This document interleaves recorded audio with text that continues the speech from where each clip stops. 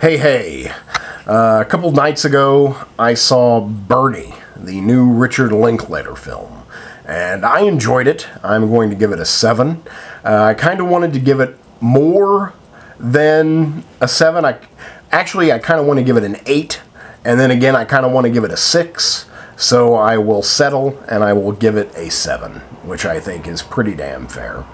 Bernie is about a funeral director in a small town in Texas, Carthage, Texas. First off, this is a true story, an absolutely true story. It's almost a recreation of events. In a way, I think it's kind of wanting to get Bernie out of jail, in a way. But anyway, it's a totally true story, which often, as you know, true stories are far more outlandish than anything fiction. Okay, we have a funeral director in small town Texas, and he is most likely gay, but he keeps company with old ladies. He, if the husband dies first, he takes care of the old women. He enjoys their company, whatever. He hangs out with them. One in particular. And she's incredibly wealthy, and her husband dies, and Bernie just kind of wiggles his way in there and is her companion, doing everything, almost basically, as some would say, her servant. Bernie is the nicest guy you could ever hope to meet, super nice, and one day snaps, and he kills the old woman, the rich old woman. And that's pretty much in a nutshell, what's it about. And then dealing with that murder. Again, you've got this, Bernie is a hero to this town, and the woman is a villain to the town. So you've got a hero killing a villain, and the hero being punished for it. I also think this is somewhat a commentary on our justice system. I'm not entirely sure what it's trying to say about the justice system, but especially towards the end, I thought they were trying to drive some point home, but I'm just not sure what that was. That, in a nutshell, is what is my beef with the film. Again, it's a 7. It's a fine film. I just didn't know what it wanted to be, and it was just all over the map. It was all over the map, which is fine. It turns out, in the end, that it's a very kind of weird movie, and a very different movie, which is fine. It's not like a movie you've seen every day. So that's, one reason right there to go to the movies. It's told in a way where it's mixed. It's mixed with straightforward cinematic storytelling, a film, mixed with a documentary style of talking heads, talking at the camera. So it's kind of like, in a way, it becomes you're watching a documentary with expertly done recreations. Which again is fine, but it's still weird, I haven't really seen a movie like that. Outside of a, documentary, and even then, like, I think of an Errol Morris movie, which, The Thin Blue Line pops to mind, and I think that had, like, rather well done recreations, but still nothing like this. For some reason in The Thin Blue Line, I don't think you see, like, anyone's head. I think you just see their bodies and what they were doing. Here, you make a film around it. The documentary part, I absolutely loved. That's the 8 for me. The story and the straightforward movie part, that's the 6. So it all balances out to a 7. There are a few actors in the film, being Jack Black. Jack Black's Bernie. I'll go ahead and use the time now to say that this is Jack Black's best performance. He was one of the reasons I, really liked this movie. I've never seen a Jack Black like this, neither of you. I can't think of any other Jack Black performance that comes close to this. This was a perfect role for him. I mean, he also did the other, Richard Linklater film, School of Rock, which again he was perfect for. I mean, I think Richard Linklater has given him the performances of his career outside of Tenacious D. Obviously, Tenacious D is, him and his creation. And personally, I don't think Jack Black will ever create anything as good as the HBO run of Tenacious D, but, he's a fine actor. And again, this is his best performance, I feel, because he has to do so much. He has to be... He gets to disappear, basically. And I don't think we've seen Jack Black do that, really. But he gets to disappear into this character, and I think he really does. I think he really gets into the head of Bernie. And he does a lot of interesting things where you almost see him like lose control, but then he reels it back in and, calms down until he can't calm down anymore. He snaps. But I mean, again, by far Jack Black's best performance. I mean, I would almost consider it award-worthy. I mean, if you look at his career, there's definitely no other performance that he's going to get any type of recognition for in terms of awards.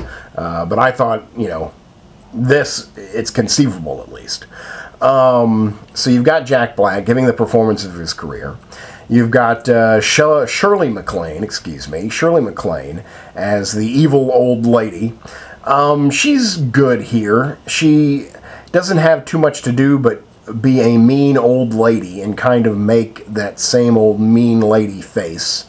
But she, gives it her own eccentricities, I feel. I mean, it isn't a total throwaway character.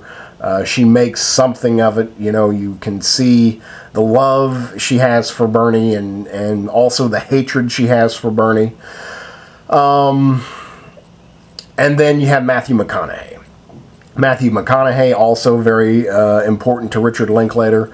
They pretty much both got their big breaks together with Dazed and Confused. I'm no Linklater expert. I can't tell you, I can't rattle off Richard Linklater films. I was thinking his first, I for some reason confuse him and Steven Soderbergh a lot in terms of their films. I can't remember if Linklater did Spanking the Monkey or if it was Soderbergh. I know that Sex, Lies, and Videotapes was Soderbergh. I think Linklater did So Fucking What. That may be his debut film. But then again, like no, I'm pretty sure that So Fucking What was Linklater. But I am no expert with Linklater films. I know he did Dazed and Confused. I know he did School of Rock. I believe he did Me and Orson Welles, which is one of my favorite films of the last recent years. I'm pretty sure he did that. But he's a very diverse filmmaker, and he's a Linklater, which is a Hollywood family. Show business family, not Hollywood. Matthew McConaughey. Matthew McConaughey, fine act. Again, you've basically got four actors, really. Three actors, and they all have these very specific roles, but yet they all bring their own kind of weirdness, their own, again, eccentricities to the roles, to their roles. I think Matthew McConaughey's fine here. He plays the district attorney who's hell-bent on showing Bernie as a monster and bringing the truth to light, even though everyone in the town is against him. I've suddenly forgot his name. I'll try not to digress too much here, but I kind of want to.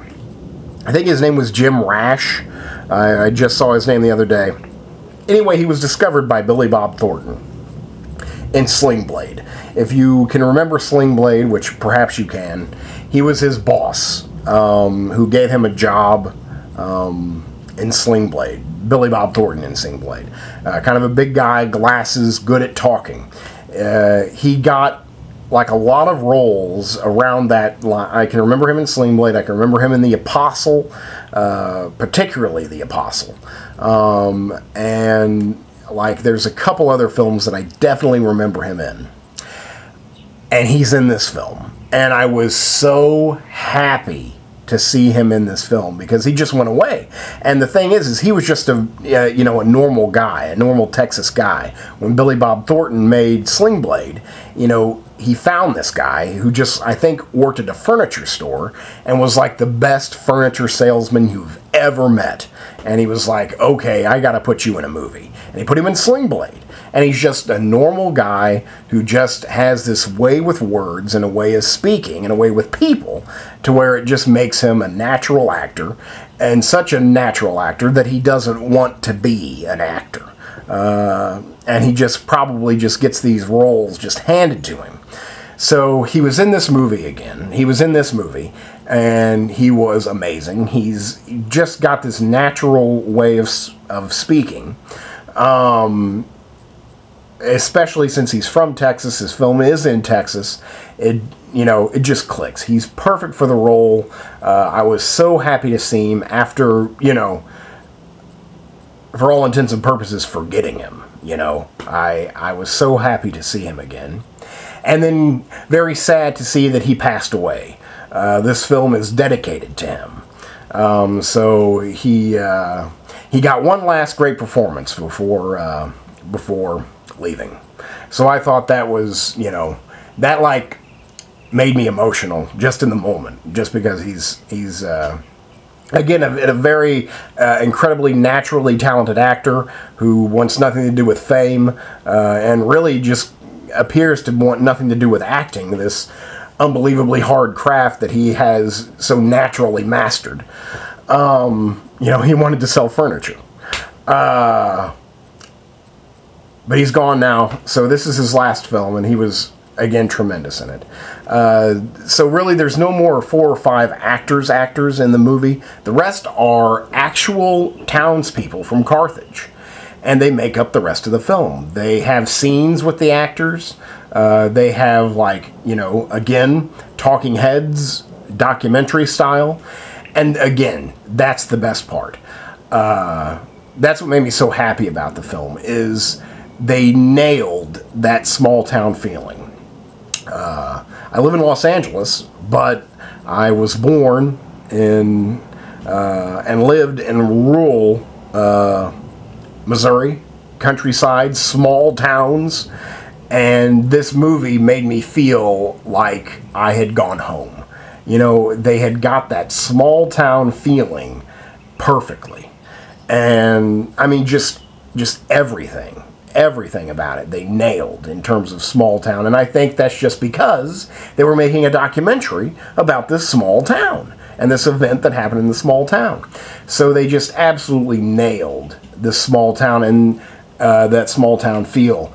And yet you put this, story, this Hollywood production story, blended in, and it all becomes kind of, again, it's an odd movie. It's a weird movie. But I think in the long run it works. It works.